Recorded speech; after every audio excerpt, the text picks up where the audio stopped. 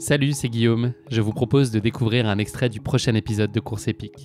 Course épique, c'est chaque semaine un invité, une course, une histoire hors du commun. Je vous donne rendez-vous tous les mercredis pour découvrir un nouvel épisode et vivre une grande et belle histoire de course. Mais avant ça, place à un extrait de notre prochain épisode.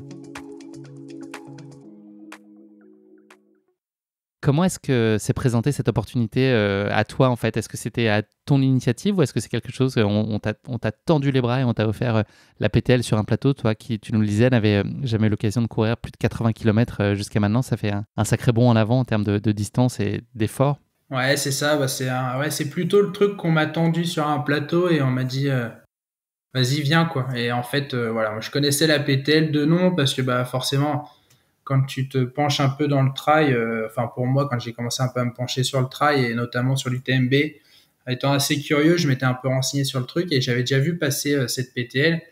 Et je me souviens la première fois que je l'ai vu, je me suis dit waouh, c'est des malades les mecs. Ils partent une semaine en pleine montagne.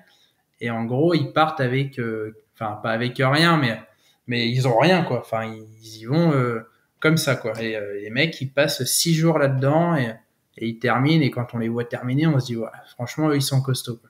Et donc, voilà, c'est un peu le seul truc que je connaissais de la PTL. Et quand je l'avais vu, je me suis dit, ouais, c'est quand même un sacré rêve. Et ouais, j'aimerais bien un jour pouvoir y prétendre et avec des potes me lancer là-dessus, quoi. Sauf que quand tu fais le tour, tu te dis avec qui je pars et rien que moi, j'en suis pas capable, quoi. Donc voilà, c'était un peu ça pour moi la PTL jusque-là.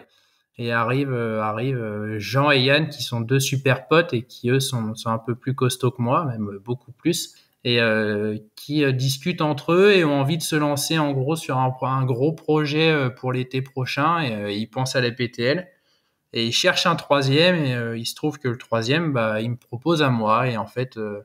La proposition se fait où je suis avec Jean et on se fait une sortie VTT comme on aime bien faire de temps en temps.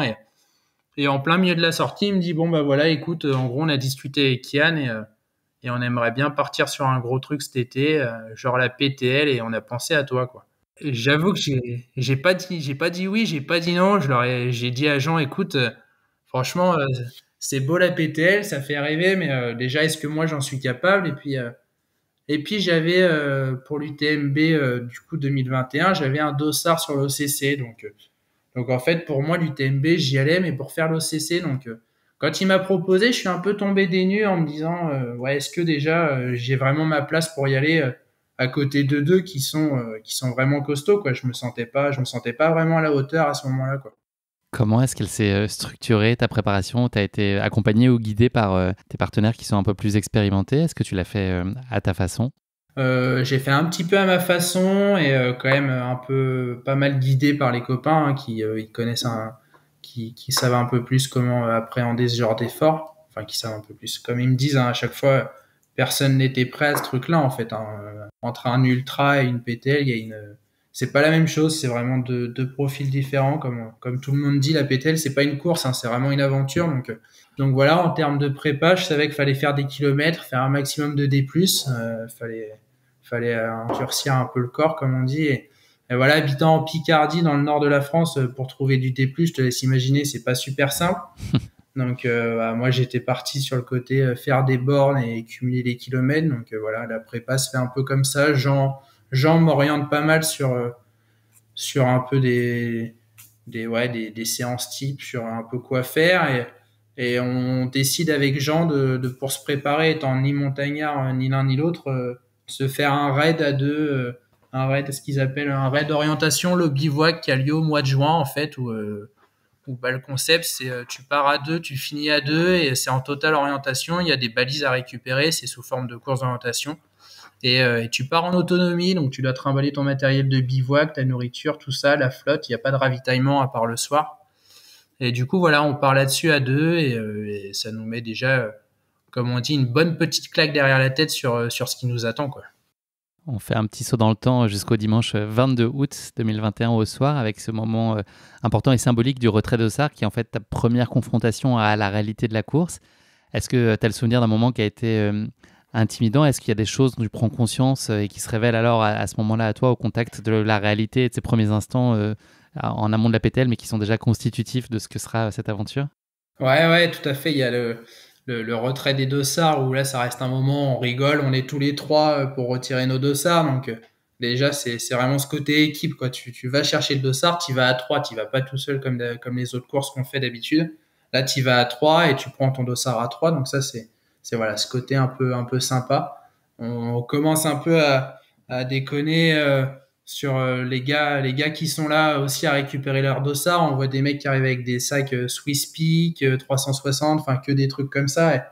Et là, moi, je commence clairement à me dire ah, qu'est-ce que je fous là, quoi. Tous les mecs qui sont là, ils ont déjà une expérience longue comme le bras, et moi, finalement, j'ai même pas le petit doigt, quoi.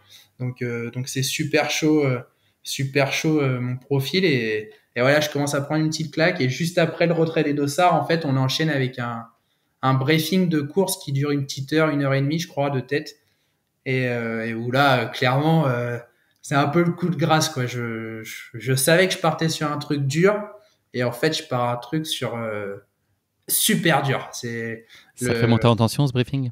Ouais, ça me fait monter en tension. En fait, il y a le créateur du parcours qui est là, et en fait, comme tu disais, voilà, c'est un parcours qui change tous les ans. Et cette année, l'an dernier, on part d'Orsières, et en fait, on arrive à Chamonix.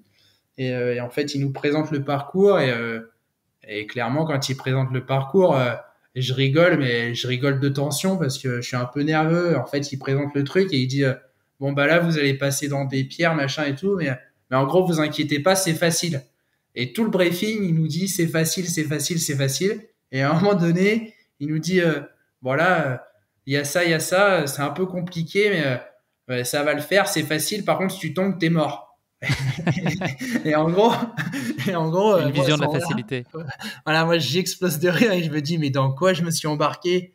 Et voilà, donc ce briefing, il reste, nous on en rigole encore, et à chaque fois qu'on fait un truc, on se dit ouais, t'inquiète, de toute façon c'est facile, ça va le faire, quoi. Et ça a été vraiment la phrase du briefing, et le gars, c'est, enfin pour moi, il était trop fort, ce gars. Franchement, il nous a créé un parcours qui était génial, et il a une vision de la vie et de la montagne qui est ouais. Franchement, si je pouvais repasser du temps avec ce mec-là, je le ferais parce qu'il m'a vraiment inspiré, quoi.